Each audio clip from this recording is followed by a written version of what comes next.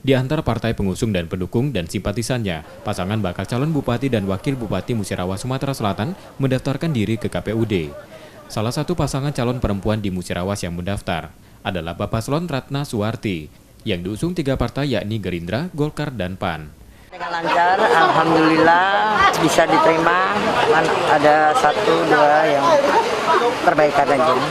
Yang lainnya jalan dengan lancar dan semuanya ada. Semua dokumen yang kita berikan kepada KPU ini ada, lengkap. KPUD Musirawas sudah menerima berkas pendaftaran pasangan bakal calon bupati dan wakil bupati Musirawas yang selanjutnya akan diperiksa kelengkapan syarat-syaratnya. Jadi sesuai dengan tahapan pendaftaran pas sampai 6 hari ini kita sudah mencalonkan Ibu Ratna dan Ibu Suwarti. Ya.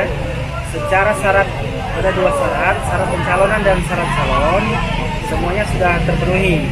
Jadi ada yang belum memenuhi syarat itu di syarat calon terkait dengan KPN dan pajak 5 tahun terakhir.